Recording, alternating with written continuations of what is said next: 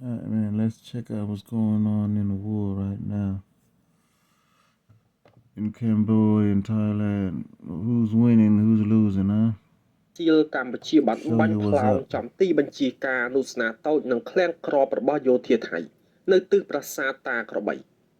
នៅវេលាម៉ោង2រសៀលថ្ងៃទី14ខែធ្នូក្នុងឆ្នាំ2025នេះកងកម្លាំងប្រដាប់អាវុធរបស់កម្ពុជាបានបាញ់ផ្លោងចំទីបញ្ជាការអនុស្នាធំលេខ1ចំណុះកងវរៈស្នាតូចលេខ444និងបំផ្លាញឃ្លាំងក្របរបស់យោធាថៃដើម្បីប្រឆាំងការឈ្លានពានចូលដែនអធិបតេយ្យកម្ពុជា បើបងប្អូនមិនជួយលើកកម្លាំងចិត្តទៀតខ្ញុំក៏មិនដឹងនិយាយថាម៉េចទេបើវរៈកងទ័ពកម្ពុជាយើងល្អមិនចំទៀតហើយចំគ្មានខុសទេចំគ្មានខុសទេពួកអត់ចោលសៀមចំឃ្លាំងអាវុធហើយចំកងពលធំទៀតកងពលធំរបស់ចៅកងពលធំលេខ1ចំណុះកងពលតូចលេខ444ខ្ទេចឃ្លាំងអាវុធចំណៃខ្មាត់កាន់តែច្រើន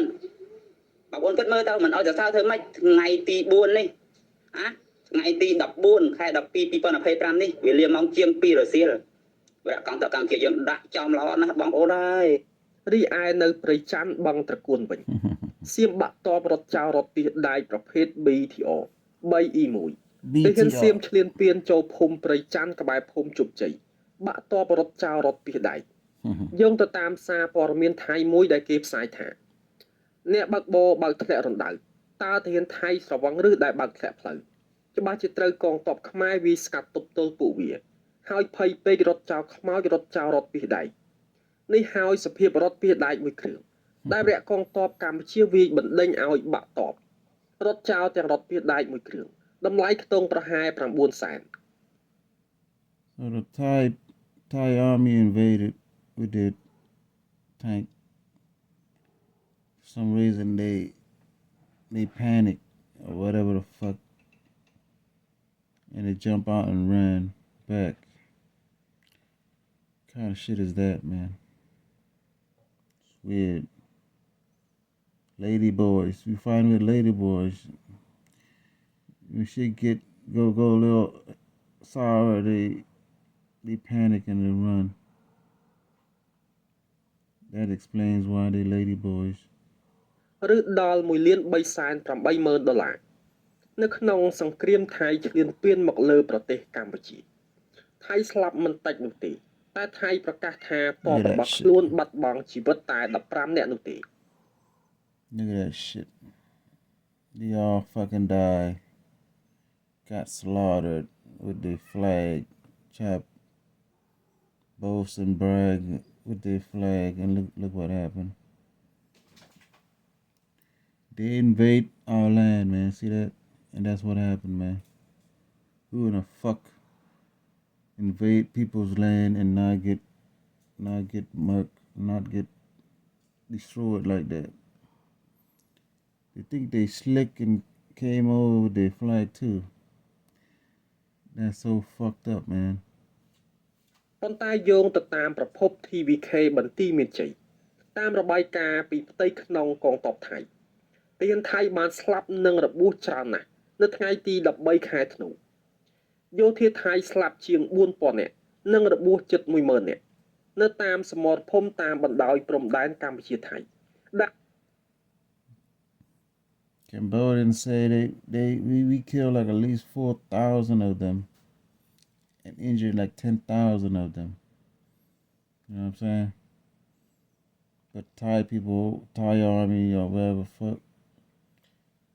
they not reporting the right, accurate numbers. So we giving it to you, motherfucker. យោធាថៃបានឈ្លានពានកម្ពុជាទាហានថៃជាច្រើនពាន់នាក់បានរត់ចោលជួរនិងមានបញ្ហាសតិអារម្មណ៍ខ្លាំងដោយសារតែសន្ធឹកនៃការបាញ់កាំភ្លើងធុនធ្ងន់របស់កម្ពុជាគឺ 3M21 នេះគ្រាន់តែចេញពីថ្ងៃទី13ខែធ្នូម្សិលមិញនោះទេនៅមានច្រើនទៀតនេះហើយគឺជាអ្វីដែលពួកវាកំពុងតែលាក់ប្រជាជនវាយើងមិនអាចជឿបានថា 100% នោះទេប៉ុន្តែប្រសិនជាអញ្ចឹងមែនទ័ពថៃគឺមិនខ្វល់ពីកងទ័ពរបស់ខ្លួននោះទេគឺ 4000 នាក់ជាចំនួនមួយដ៏ច្រើនពួកវានៅតែបញ្ជាទ័ពរបស់វាចូលឈ្លានពានកម្ពុជាឡើងស្លាប់ស្អុយពេញព្រៃ ដោយសារតែយុទ្ធសាស្ត្រមិនច្បាស់លាស់ណាបងប្អូនពេលនេះ ធ្វើឲ្យកូនទាហានរបស់សៀមគឺស្លាប់រហូតដល់រាប់ពាន់នាក់បងប្អូននេះបើតាមសម្ដីរបស់កូនទាហានម្នាក់ដែលបានផុសនៅក្នុងបណ្ដាញ social media បានបងប្អូនគេបាននិយាយថាចាប់តាំងពីមានការបើកក្លឹមគៀវពីនាយករដ្ឋមន្ត្រីចាំផ្ទះអនុទិននិងនាយករដ្ឋមន្ត្រីក្រសួងការពារជាតិថៃដែលមិនមានទំនួលខុសត្រូវច្បាស់លាស់ដែលបណ្ដោយឲ្យកូនទាហានទៅស្លាប់រហូតដល់រាប់ពាន់នាក់ដោយសារតែមេតបមិនមានយុទ្ធសាស្ត្រច្បាស់លាស់បានបងប្អូនវីដេអូនេះគឺកំពុងតែក្តៅមែនទែនដោយសារតែខាងសៀមគេមិនព្រមបញ្ឈប់នៅក្នុងការបាញ់ក៏ដូចជាការឈ្លានពានមកលើទឹកដីកម្ពុជាដោយសារតែពេលនេះគឺកងទ័ពរបស់សៀមនឹងគឺស្លាប់បាត់បង់ជីវិតច្រើនពេកអញ្ចឹងហើយវាដល់ពេលមួយដែលថាទៅមុខក៏ពិបាកថយក្រោយក៏ពិបាកវា BM យើងជ្រុំចូលផ្លុកគេខ្មោចដូចខ្មោចឆ្កែហើយគេអាងាប់ចោលគេអាងាប់ដាក់ខាងដាក់រូចូលវិញខាងវាក៏ខាងវាច្រើនងាប់គេចោលហើយឃើញភ្នែកមកយើងឲ្យតែច្បាស់ចុយមកអ្នកឲ្យពងអញវាក៏ឲ្យអញឲ្យវ៉នឲ្យគ្មានឲ្យខុសដែរបាញ់ម៉ាំងផ្លុកម៉ាំងទៅហោម៉ាំងទៅយយពេញនោះជួយដួយពេញនោះ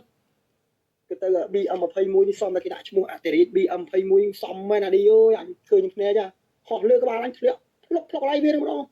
ទៅដៃតែហ៊ានខ្មែរខ្ញុំច្បាស់ណាស់អើខុសគ្នាតែខ្ទង់10ម៉ែត្រ20ម៉ែត្រហ្នឹងវាយចូលផ្លុកហើយគួយសោយពីអាទូអាចាតាទូជឿអាទូគួយសោយបាញ់គួយវាស្រែយកយើងលឺយោដល់ពេលមែនតែលេខខ្លាចតែរឿងបាញ់នេះគឺគួយសោយវិញអញខ្លាចតែគាត់វាផ្សៃពុលបាញ់ Motherfucker. Yeah, that's Thailand, man. They losing bad, but they don't want to put that out there like that. You know, they got safe face. You know what I'm saying? To want to make themselves look more formidable. What they say out right now, they losing 15. You know what I mean? That figure 14, 15. That's like